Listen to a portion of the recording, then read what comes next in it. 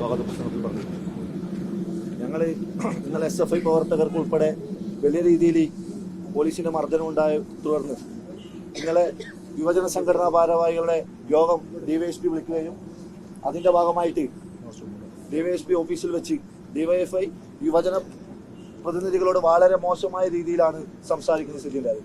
അതിനു മുമ്പ് ഈ വിദ്യാർത്ഥി പ്രതിനിധികളെയും അതോടൊപ്പം തന്നെ മാനേജ്മെന്റിനെയും ഇരുത്തിക്കൊണ്ട് ഇവരൊരു കോംപ്രമൈസ് ചർച്ചയാണോ നടത്തിയെന്ന് DYFIക്ക് വലിയ സംശയമുണ്ട്. കാരണം ആ വിദ്യാർത്ഥികൾ പരാതി കൊടുക്കാൻ തയ്യാറാകണമെങ്കിലും ഈ DYSP ഉൾപ്പെടെയുള്ള പോലീസ് ഉദ്യോഗസ്ഥർ അത് സമ്മതിക്കാത്ത സ്ഥിതിയാണുള്ളത്.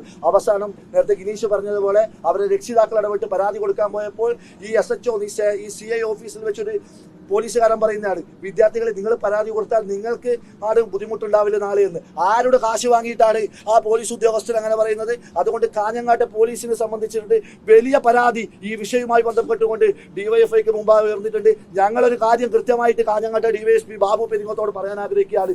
ഞങ്ങൾ ഇതുവരെ കാഞ്ഞങ്ങാട്ടെ DYFI ഇതുവരെ മൻസൂർ ഹോസ്പിറ്റലിലേക്ക് മാർച്ച് നടത്തണമെന്ന് തീരുമാനിച്ചിട്ടില്ല. ഞങ്ങൾ അത് തീരുമാനിച്ചാൽ ആ ചില്ല് പൊളിക്കണമെന്ന് ഞങ്ങൾ തീരുമാനിച്ചാൽ ആ ചില്ലല്ല, അതിനകത്തിലെ മുഴുവൻ കള്ളന്മാരെ പുറത്തിറക്കിക്കൊണ്ടേ ഞങ്ങൾ പുറത്തിറങ്ങും. അത് നിങ്ങൾ മനസ്സിലാക്കും. ഞങ്ങൾ ഇവിടെ നിൽക്കാൻ തീരുമാനിച്ചതാ.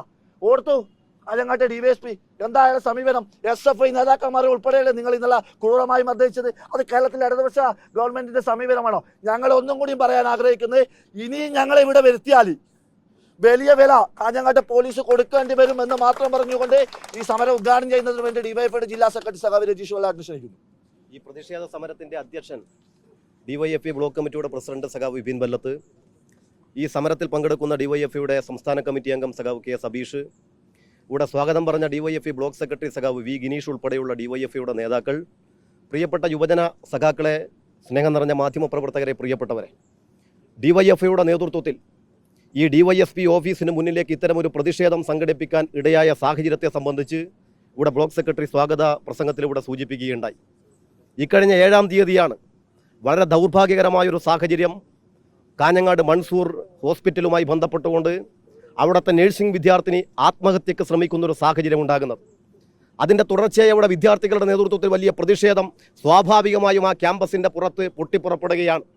ഒരു രാഷ്ട്രീയ പ്രേരണയും കൂടാതെ ആ ക്യാമ്പസിലെ വിദ്യാർത്ഥികൾ പ്രതിഷേധിച്ചുകൊണ്ട് കടന്നു വന്ന് ഹോസ്പിറ്റലിൻ്റെ മുന്നിൽ കുത്തിയിരുന്ന് പ്രതിഷേധിച്ചുകൊണ്ട് പറയുന്നത്, ഈ പെൺകുട്ടി ആത്മഹത്യക്ക് ശ്രമിക്കാൻ ഒരു സാഹചര്യം ഉണ്ടാക്കിയത് ഹോസ്പിറ്റൽ മാനേജ്മെൻറ്റും അതോടൊപ്പം തന്നെ ഹോസ്റ്റൽ വാർഡനും സ്വീകരിച്ച തെറ്റായ സമീപനത്തിൻ്റെ ഭാഗമായാണ്, മാനസിക പീഡനത്തിൻ്റെ തുടർച്ചയായാണ് എന്ന കുട്ടികൾ വിളിച്ചു പറയുകയാണ്. മറ്റു നിരവധിയായ പരാതികൾ അവർ പങ്കുവെക്കുകയാണ്. ആ ക്യാമ്പസിൽ കഴിഞ്ഞ കാലങ്ങളിലെല്ലാം വിദ്യാർത്ഥികളുടെ ഫോൺ പരിശോധനയും, പ്രായപൂർത്തിയായ വിദ്യാർത്ഥികളെ അവരുടെ ഫോൺ നിരന്തരമായി പരിശോധിക്കുന്നു. അവർ ഹോസ്റ്റൽ വിട്ട് പുറത്തേക്ക് പോയാൽ ഭീകരമായ നിലയിൽ അവരെ ഹറാസ് ചെയ്യുന്നതിലേക്കുള്ള സമീപനങ്ങൾ സ്വീകരിക്കുന്നു.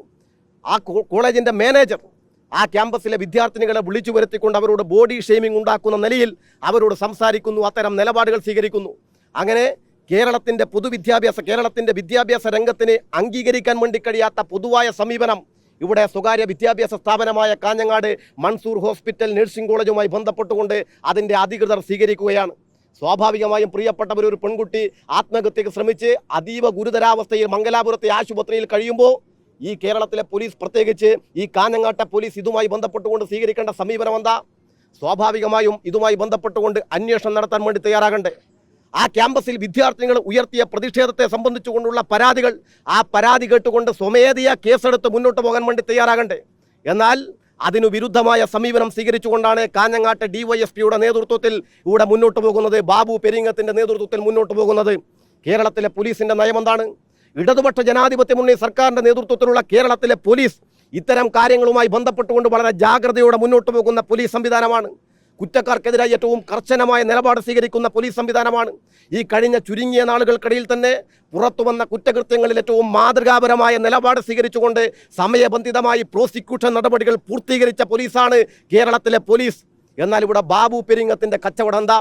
DYFI പ്രതിഷേധം ഏറ്റെടുക്കാനിടയായ ഒരു സാഹചര്യം, ഇന്നലെ രാവിലെ വിദ്യാർത്ഥികളുടെ നേതൃത്വത്തിൽ ഇവിടേക്ക് മാർച്ച് സംഘടിപ്പിക്കുകയാണ്, മൻസൂർ ആശുപത്രിയിലേക്ക് മാർച്ച് സംഘടിപ്പിക്കുകയാണ്.